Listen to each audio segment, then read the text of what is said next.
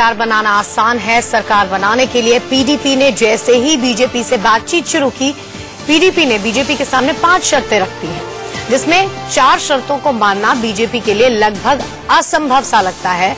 माना जा रहा है कि पीडीपी नेता मुफ्ती मोहम्मद सईद आज दिल्ली आकर खुद पीएम मोदी से मुलाकात कर सकते हैं और इसी बीच राज्यपाल ने दोनों पार्टियों से सरकार बनाने का प्लान मांगा है।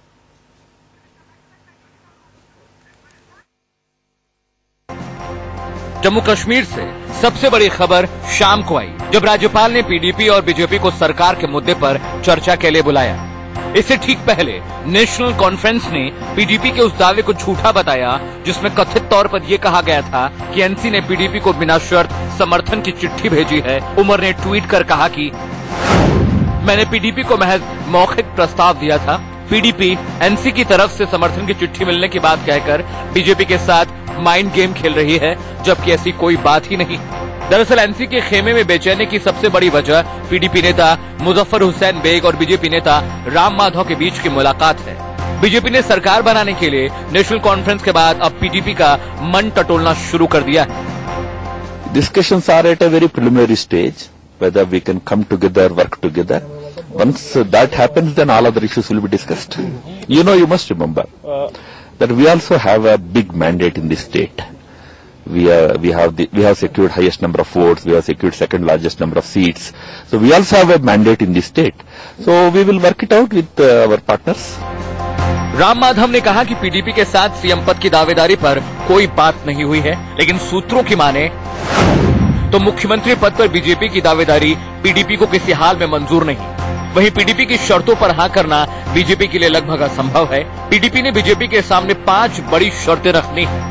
इसके मुताबिक मुफ्ती मोहम्मद सईद 6 सालों के लिए मुख्यमंत्री होंगे। जम्मू कश्मीर में स्वशासन के प्रस्ताव को अहमियत दी जाए। शांत इलाकों में arm forces special power act हटाया जाए। अनुच्छेद 370 को और मजबूत किया जाए।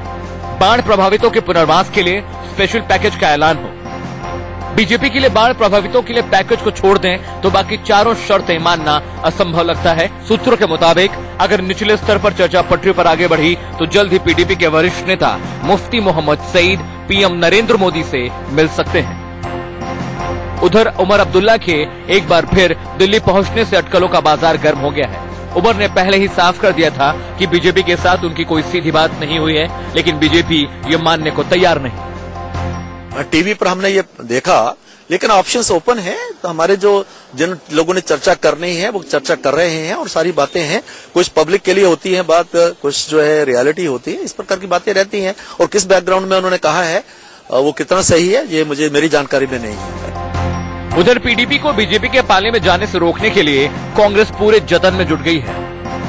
रिस्पेक्ट करेंगे मैंडेट को, और मैंडेट का रिस्पेक्ट करना हुआ कि भाई पीडीपी लीड ले। जहां तक कांग्रेस पार्टी का सवाल है, अगर पीडीपी हमसे सपोर्ट मांगे तो हम उसके लिए तैयार हैं। जम्मू से अजय जांडाल के साथ अरविंद चतुर्वेदी, दिल्ली, इंडिया न्यूज। इसी पे बात करते हैं, हमारे संवाददाता अरविंद चतुर्वेदी हमारे साथ जुड़ गए हैं। अरविंद, ये जो 5 शर्तें हैं, ये तो ऐसी शर्तें हैं कि बीजेपी कैसे मानेगी? ये तो अपनी बात से पीछे हटना होगा। किसका पलड़ा भारी लग रहा है आपको?